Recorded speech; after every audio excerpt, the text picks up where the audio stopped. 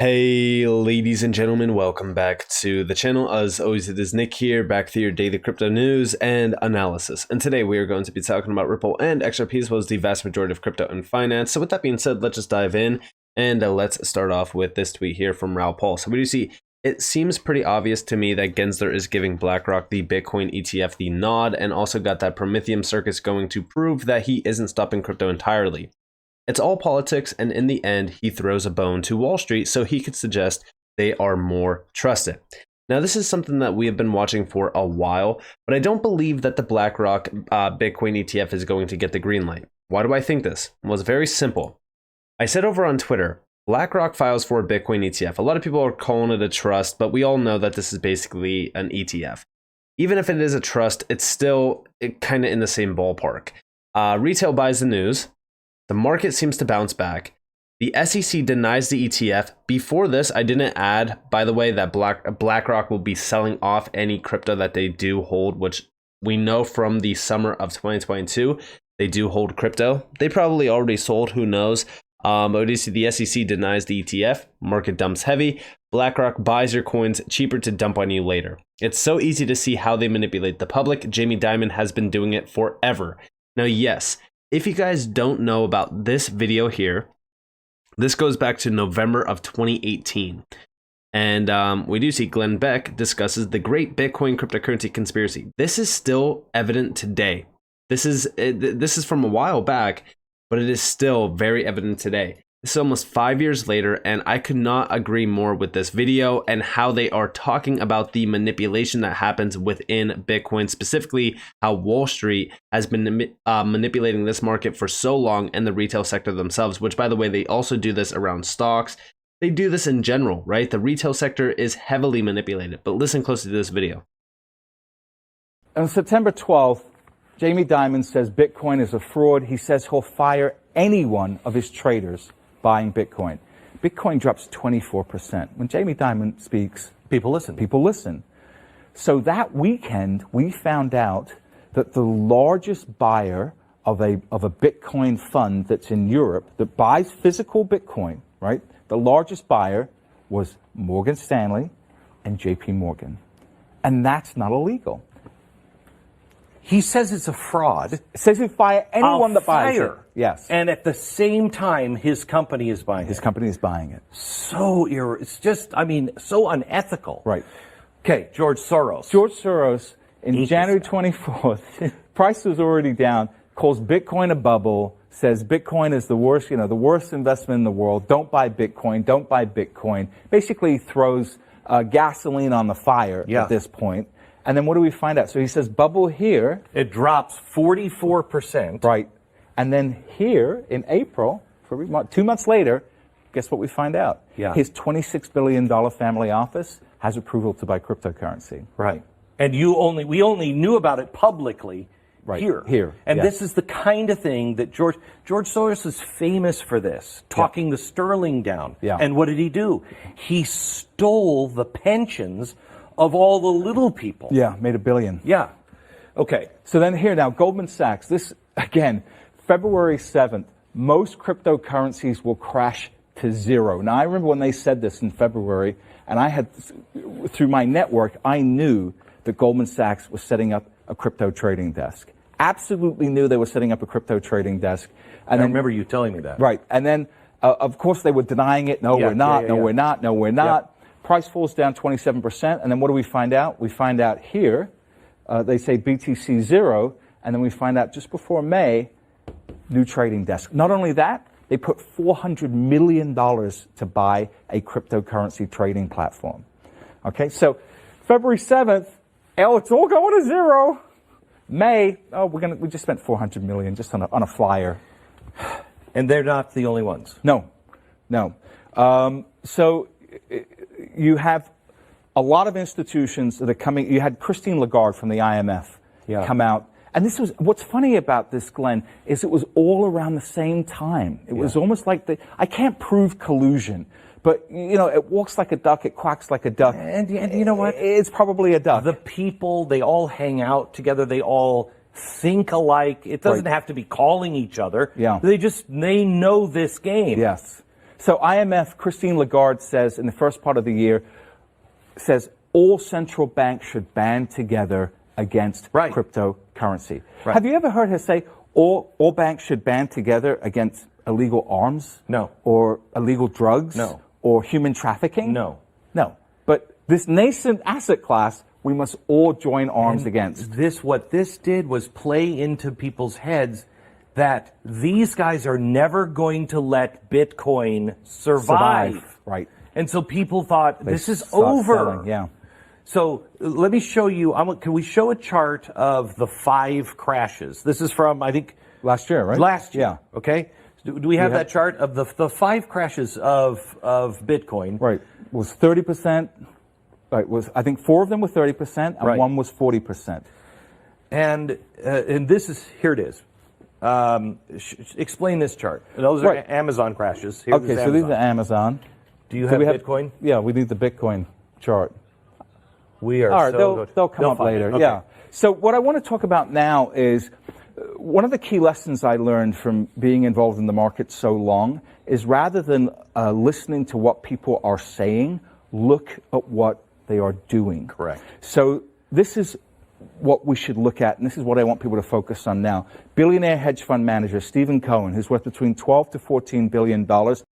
So under here, they are actually talking about the ones that are buying crypto. And this is at the same time that they're mentioning that crypto is a scam, that crypto is going to zero. Look at all the major players. I mean, you had billionaires. You even had BlackRock as well. The Rothschilds, you name it, right? So for the longest time, the retail sector gets manipulated through these headline articles, through, talks, and we've called this out many times.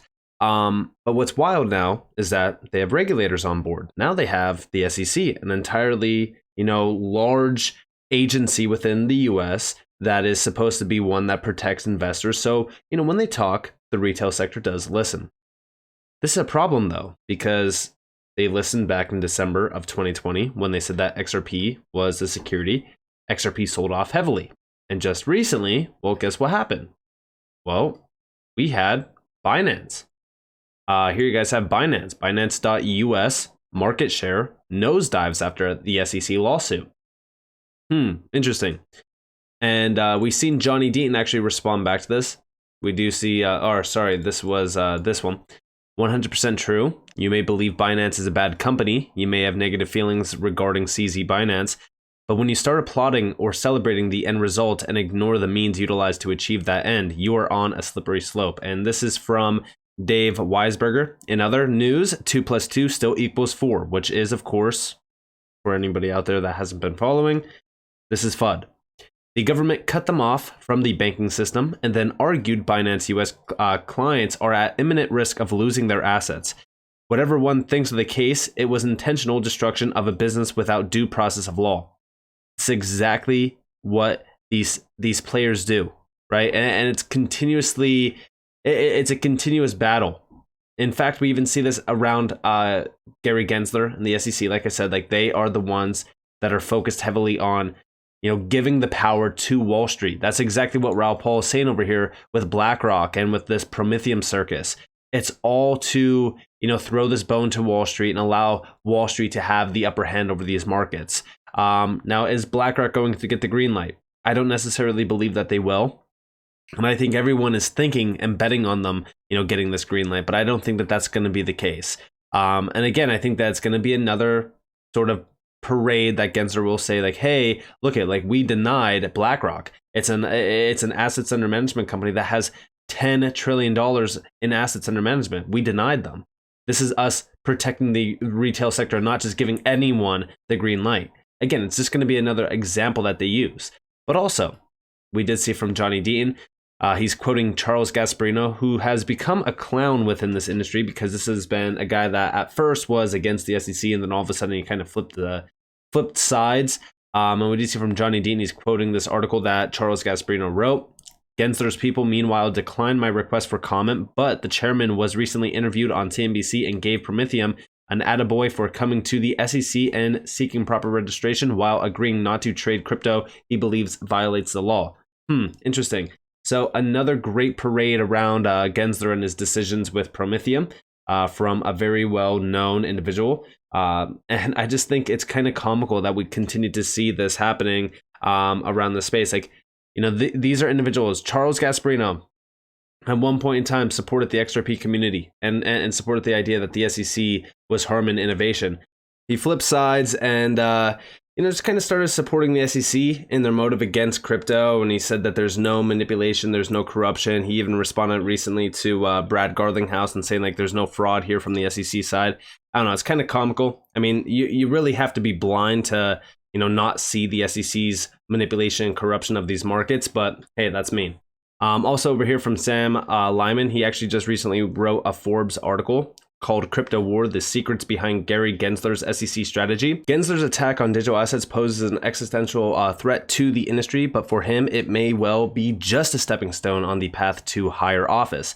And yeah, I think that that's exactly what's happening here. I think that we look at Gary Gensler and what he's trying to do here. Not only is he trying to hide all the failures that he has made around the SEC, but also I think he's trying to, gain that stepping stone to a higher place in a higher office and get more power, which should 100% be avoided. We need to make sure that we shine a light on the corruption, the manipulation that has been happening around the SEC. And Gary Gensler himself needs to be held responsible for his actions, because what he has caused in terms of the harm to the retail sector, it's ridiculous and it's disgusting.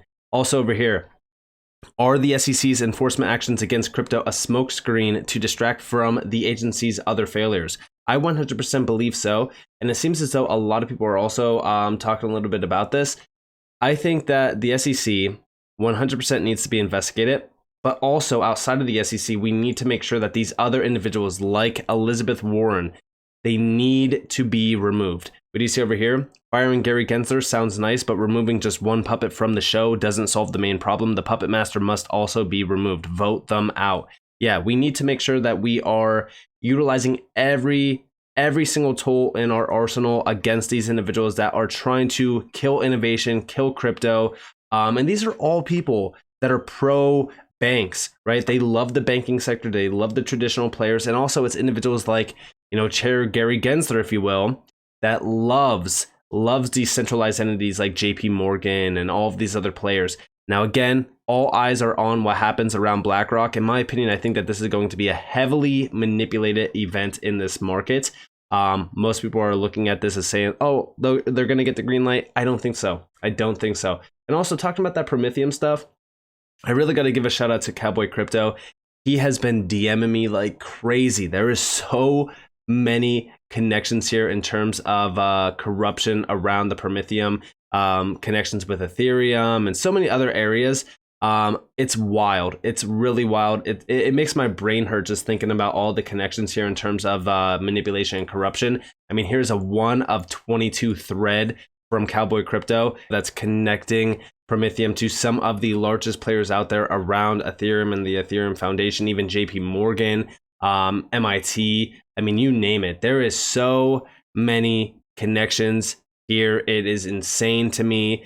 And now we finally understand, right? We finally understand why this company got the green light, and we've been preaching it for so long. And I know that this is kind of a repetitive subject on this channel where we talk about the corruption, but to me personally, I think that we need to shine a light on this, because I don't think people realize just how corrupt our actual government is. I mean, for the longest time, listen, they have been against us. They've been against the retail sector. They don't do anything that benefits us.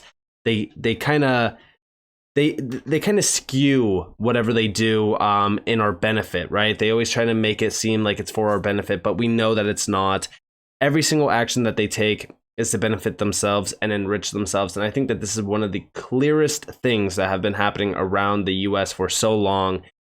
We really do need to, get rid of these people, because a lot of what's happening around this space is being killed off by these pro bankers and these individuals that want to see Wall Street have the upper hand over these markets, because guess what? They'll most likely get kickbacks. Why do you think all these individuals are getting so rich off of jobs that are not paying, the amount of money that they are making? I mean, some of these individuals like Gary Gensler are worth $100+ million. Elizabeth Warren, again, plus I think it's the last time I looked at her net worth, it was $15 million. I mean, come on. Do you honestly think they care about you and me? Absolutely not. So with that being said, I hope that you guys enjoyed this video. If you guys did, definitely leave a like, subscribe, turn notifications on if you guys want more free content. You guys are more than welcome to follow me on Twitter and join the free Discord in the description below. This is up to you all. Have a beautiful day or a beautiful night wherever you guys are on this beautiful world. It's been Nick. Peace out, guys.